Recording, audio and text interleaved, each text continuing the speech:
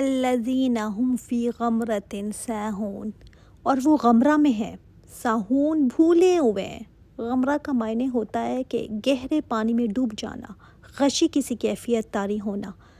الغمرہ جو کسی چیز کو چھپا لے، ڈھانپ لے، جیسے غمرات الموت، موت کی سختی جو انسان کو ڈھانپ لیتی ہے نا، تو یہ اتنے زیادہ غرق ہیں، دنیا میں اتنے مدہوش ہیں، ساہون بھولے ہوئے ہیں، دنیا کی رنگینیوں میں اتنے مشغول ہیں، اتنے شغل ہیں ان کے، اسی وجہ سے اندازے بھی لگاتے ہیں نا۔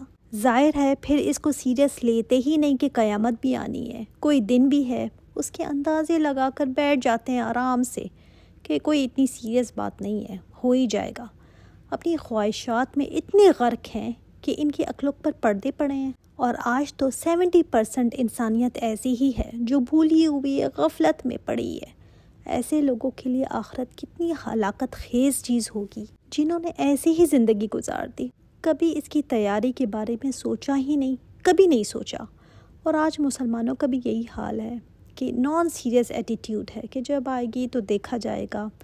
ایسے لوگ مارے گئے، پھر اللہ تعالیٰ نے فرمایا ہے یہ دنیا کا نشہ نہ ایسی چیز ہے جو اترتا ہی نہیں لوگوں کے سروں سے۔ شراب کا نشہ پھر بھی ایک وقت میں جا کر اتر جاتا ہے، لیکن دنیا کا نشہ نہیں اترتا۔ اس کے نشے میں انسان نہ اتنا غرق رہتا ہے کہ ہوش ہی نہیں آتی۔ ہوش اس وقت آتی ہے جب موت کا فرشتہ سر پر پہنچ جاتا ہے، اس سے پہلے انسان ہوش میں نہیں آتے۔ اللہ تعالیٰ ہمیں ان میں شامل نہ کرنا، آمین۔ اللہ تعالیٰ نے دوسری جگہ فرمایا ہے کہ بچاؤ خود کو اور اپنے گھر والوں کو آگ سے۔ قرآن خود بتا رہا ہے، اور ہم ٹس سے مس نہیں ہوتے۔ قرآن ہو زندگی میں اور زندگیاں نہ بدلیں۔ یہ تو اس وقت منافقین کا حال تھا، وہ بھی سنتے رہتے تھے مگر ٹس سے مس نہیں ہوتے تھے۔ قرآن وہی ہے مگر دلوں میں فرق ہے۔ وہ بھی تھے نا جن کو قرآن نے ایسے بدلا کہ راتوں کو اٹھ اٹھ کر رویا کرتے تھے۔ پھر آپ صلی اللہ علیہ وآلہ وسلم نے فرمایا ایک صحابی سے کہ کل رات تم نے جو قرآن پڑھا اور تمہارے رونے سے فرشتے رو پڑے تھے، اتنے زیادہ وہ پڑھ کر ڈر جایا کرتے تھے اور ہچکیاں لے لے کر روتے تھے۔ اور بعض اسی سوسائٹی میں انہی کے ساتھ بیٹھنے والے ایسے بھی تھے جن پر کوئی اثر ہی نہیں ہوتا تھا۔ اللہ اکبر۔ یسألون ایان یوم الدین، سوال کرتے ہیں کب آئے گی قیامت۔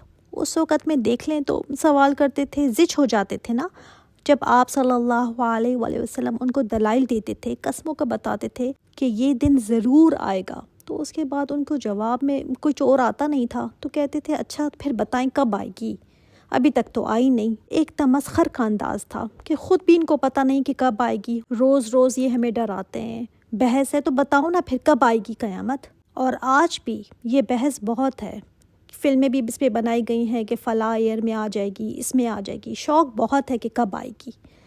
اس کے بعد کیا، اسی غفلت میں یوم ہم علی النار یفتنون، اس دن وہ آگ میں تپائے جائیں گے۔ اللہ تعالیٰ نے اس بات کا جواب نہیں دیا کہ کب آئے گی۔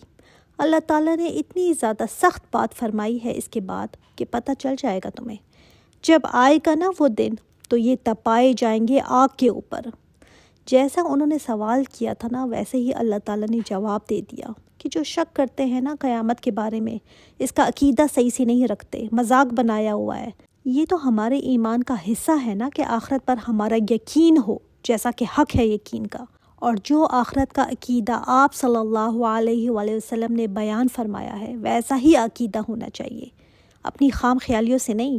اور جس کا عقیدہ ٹھیک نہ ہوا، اپنا ہی ایک خیال پالا ہوا ہو اس نے، تو ایسے لوگ آگ پر تپائے جائیں گے۔ یہ ایسے ہی ہے کہ انسان آگ پر باربیکیو کرے اور اس کو الٹ پلٹ کر کے آگ پر تپائے، اور کہا جائے گا ذوقوا، چکھو فتنتکم، اپنی گمراہی کو، اپنے عذاب کو۔ اب ہوش آیا کہ نہیں آیا، کب آئے گی، چکھو اب۔ ھذا الذی کنتم بہ تستعجلون، اس لیے کہ تم جلدی مچاتے تھے نا اس کی، تم چاہتے تھے نا کہ کل کیا ابھی آ جائے، کیا ڈراوے دیتے ہو ہمیں، لو چکھو اب آ گئی ہے، چکھو اس کا مزہ۔ اگر انسان غور کرے نا تو یہ وہ حقائق ہیں جو اللہ تعالیٰ نے بیان کر دیے، اور رب کی بات بدلہ نہیں کرتی۔ یہاں پر اللہ تعالیٰ نے ان کا انجام بتا دیا۔ ہم شاید اتنی بڑی بات اس کو نہیں سمجھتے کہ عقیدہ آخرت رکھنا کوئی بڑی بات ہے۔ کہا گیا چکھو، چکھو اپنے فتنے کو۔ اللہ تعالیٰ نے کس چیز کو قرآن میں فتنہ قرار دیا ہے؟ تمہارے مال اور اولاد فتنہ ہے نا، تو چکھو اب اس فتنے کے مزے کو۔ اس میں اتنے غرق تھے کہ ان کو پتہ ہی نہیں کہ جانا بھی ہے۔ یہ مال اور اولاد ٹیسٹ ہیں تمہارے جو تم نے فیل کر دیے۔ بلکہ بعض تو اس وقت ہاتھ اٹھا اٹھا کر دعا کیا کرتے تھے کہ اللہ اگر یہ سچا ہے، نبی کریم صلی اللہ علیہ وآلہ وسلم کے بارے میں کہتے تھے کہ اگر یہ سچا ہے تو لے آ ہمارے اوپر عذاب، لے آ بس تو۔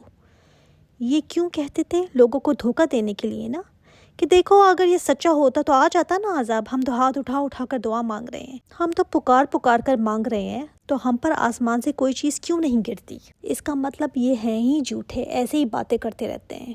اس طرح سے نا یہ بلیک میل کیا کرتے تھے۔ ان المتقین فی جنات وعیون، بے شک وہ لوگ جو متقی ہیں، یہ اب دوسرا گروہ ہے جو سیریس لوگوں کا گروہ تھا، جو زندگی ڈر ڈر کر گزارنے والوں کا گروہ تھا، جو پرہیزگار لوگوں کا گروہ تھا۔ یہ گناہوں سے پرہیز کیا کرتے تھے، گناہ ان کو سوٹ ہی نہیں کرتا تھا۔ اللہ تعالیٰ کی نافرمانی کی باتیں، وہ کام ان کی ضمیر کو سوٹ ہی نہیں کرتا تھا، ان کو اچھا نہیں لگتا تھا، ان کے قریب بھی نہیں جاتے تھے، کیونکہ ان کو اللہ کا ڈر ہوتا تھا۔ ساری زندگی یہ خوف ان کو رہا، جس کی وجہ سے یہ گناہوں سے بچتے رہتے تھے۔ تو یہ متقی لوگ کہاں پر ہوں گے؟ جنات وعیون، باغات میں، چشموں میں۔ جس سے آپ کو بہت زیادہ محبت ہونا، اس کی ذرا سی بھی بے رخی برداشت نہیں ہوتی، ڈر لگا رہتا ہے کہ کہیں مجھ سے خفا نہ ہو جائے۔ بس یہی بات ہے تقویٰ میں، کہ اللہ تعالیٰ میری طرف سے نظریں پھیر لے، میں یہ برداشت ہی نہیں کر سکتی۔ تو ایسے لوگوں کے لیے جنت اور چشمے، ایسے چشمے جو جاری ہوں گے، اور ایسے باغات جس میں طرح طرح کے پھل ہوں گے، تو ایسی جگہ پر ہوں گے یہ لوگ۔ آخذین ما آتاہم ربہم، یہ بھی ان کی صفت آج ہم دیکھتے ہیں کہ کیسے ہوں گے، لینے والے ہوں گے۔ اخذہ کہتے ہیں مضبوطی سے لینا، لینے والے ہوں گے۔ ما آتاہم ربہم، جو دے گا ان کو ان کا رب۔ اچھا یہ بات ہم نے پہلے نہیں پڑھی، مطلب جو بھی اللہ تعالیٰ ان کو نعمتیں دے رہا ہوگا، اس کو خوشی خوشی لینے والے ہوں گے، شکر کے جذبے کے ساتھ لینے والے ہوں گے۔ مثلاً آپ کسی کو گفٹ دیتے ہیں نا، تو وہ شکریہ آپ کا ادا کر کے ایک طرف رکھ دیتا ہے۔ دوسرا وہ جس کو آپ دیں تو وہ اتنا خوش ہوتا ہے، آپ کو ایک جذبے کے ساتھ، ایک خوشی کے ساتھ شکریہ کہتا ہے۔ تو کس چیز پر انسان کو زیادہ خوشی ہوتی ہے؟ جو شکریہ کے ایک جذبے کے ساتھ لیتا ہے نا، جو خوش ہو کر لیتا ہے۔ تو اللہ تعالیٰ نے فرمایا یہ متقی ایسے ہوں گے جو خوشی خوشی آگے بڑھ کر لیں گے چیزوں کو۔ اب دیکھیں کوئی یہ نہ سمجھے کہ مجھے دودھ یہاں پر پسند نہیں تو وہاں میں نے نہروں کا کیا کرنا ہے، یا مچھلی کا گوشت مجھے پسند نہیں تو وہاں مہمان کی ضیافت کے طور پر جو مچھلی کا گوشت ملے گا میں نے اس کا کیا کرنا ہے۔ نہیں، وہاں پر جتنی بھی چیزیں ملیں گی خوشی خوشی لیں گے، ناک منہ نہیں چڑھائیں گے۔ وہ نعمتیں ایسی ہوں گی جس کا ہم سوچ بھی نہیں سکتے۔ یہ تھوڑا سا نا آپ کو بتانے کے لیے ان جیسی چیزوں کی مثال دی گئی ہے، ادروائز وہاں کا ذائقہ بالکل مختلف ہوگا، اور وہاں کا دودھ کوئی بھینسوں سے تھوڑی ہوگا، نہ وہاں کی شہد کوئی مکھی کے پیٹ سے نکلی ہوگی۔ وہاں تو خوشی خوشی نعمتیں لیں گے، اور پھر یہ لوگ دنیا میں بھی شکر گزار تھے، اللہ کی ہر نعمت کو شکر گزاری کے ساتھ لینے والے تھے۔ یاد رکھیے قرآن میں نا جو بھی خصوصیات بتائی گئی ہیں، یہ کوئی ایک دم اچانک وہاں پر نہیں آ جائے گی، ایسا نہیں ہوگا کہ یہاں پر بلیک ہے تو وہاں پر وائٹ ہو جائے، نہیں، بلکہ یہ خصوصیات ان کی دنیا میں بھی تھیں۔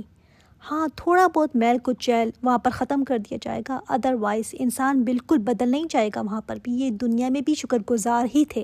انہم کانوا قبل ذلک محسنین، دیکھ لیں اللہ تعالیٰ نے فرمایا ہے کہ اس سے پہلے بھی یہ نیکوکار ہی تھے، یہ نہیں کہ جنت میں داخل کے بعد ایسے ہوئے ہیں، جنت سے پہلے بھی دنیا میں بھی محسنین تھے۔ ان کے کچھ کام ایسے تھے جو اللہ تعالیٰ کو بے حد پسند تھے، جس کی وجہ سے یہ جنت میں پہنچے نا۔ اور محسن احسان کرنے والا، محسن وہ ہے جو احسان کے لیول پر کام کرے، مطلب ہر کام جو بھی کرے بڑی خوبصورتی سے، دل لگا کر، جی چرانے والا کام نہیں، بلکہ اپنی پوری طاقت جتنی اس میں صلاحیت ہے حتی الامکان کوشش کرے کہ میں اچھے سے اچھا کام کر کے دکھاؤں۔ جیسے وضو آپ کرتے ہیں نا، اب ایسے ہی وضو کر لیا، کسی نے آدھی ایڑیاں خشک ہیں، آدھی کونیوں تک پانی گیا بھی نہیں، ناک میں پانی ڈالا ہی نہیں، بس کر لیا جیسے تیسے ہو گیا، اور ایک ہے محسنین والا کام، اچھا سا وضو کیا۔ اب ایک ہے جو نماز پڑھنے کھڑا ہوا ہے، اب لگتا ہے کوئی ایکسرسائز کر رہا ہے، اوپر سے نیچے، نیچے سے اوپر، اتنی تیزی سے کہ جیسے بھاگ کر ان کو کہیں جانا ہے۔ ایک ہے جو نماز آرام آرام سے، آہستہ آہستہ، ٹھہر ٹھہر کر اچھی طرح پڑھتا ہے۔ آپ خود بتائیں نا، آپ کو کون سا پسند ہوتا ہے؟ آپ کا نوکر جو ایسے ہی بس کپڑے اس نے استری کر دیے، جیسے بھی کر دیے، کئی سلوٹیں ہیں، کہیں ایسے ہی اس نے چھوڑ دیا۔ کھانا اگر بنایا تو کہیں مرچیں زیادہ ہیں، کہیں نمک کم ہے، گوشت صحیح سے گلا نہیں، بس پکا لیا۔ روٹی کہیں سے جلا دی، کہیں سے کچی ہے، بس کر لیا۔ دوسرا ہے جو تھوڑا کام کرتا ہے مگر اتنے سلیقے سے، اتنے طریقے سے کرتا ہے، اتنی اچھی طرح کرتا ہے کہ آپ کا دل خوش ہو جاتا ہے۔ تو آپ کو کون سا اچھا لگے گا؟ جو اچھے طریقے سے کرتا ہے، نفاست سے کام کرتا ہے، یہی ہے محسن۔ ہم قرآن بھی پڑھ رہے ہیں نا، تو بس ہے کہ بس ختم ہو جائے کسی طرح، نہ الفاظ صحیح سے ادا ہوئے، نہ مطلب سمجھ آیا، بس پڑھ لیا، بس ختم ہو۔ تو یہ تو احسان کے لیول پر کام نہیں ہوا نا پھر۔ خوبصورت کام کر کے اللہ تعالیٰ کو دکھائیں۔ اللہ تعالیٰ کو محسنین پسند ہے، ہر چیز سلیقے سے، اچھے طریقے سے، ٹاپ لیول پر کرنا۔ اور محسن بہت ٹاپ کا درجہ ہے، آسان کام نہیں ہے اس تک پہنچنا۔ ان کی کچھ صفات ہیں، ایسے تو نہیں یہ جنت میں پہنچ گئے نا۔ یہ کیا کیا کرتے تھے دنیا میں، ان میں کچھ تو تھا جو اللہ تعالیٰ کو بہت پسند تھا۔ وہ خصوصیات انشاءاللہ تعالیٰ ہم نیکسٹ ٹائم دیکھتے ہیں۔ سبحانک اللہم و بحمدک، اشہد ان لا الہ الا انت، استغفرک و اتوب الیک۔ السلام علیکم ورحمۃ اللہ وبرکاتہ۔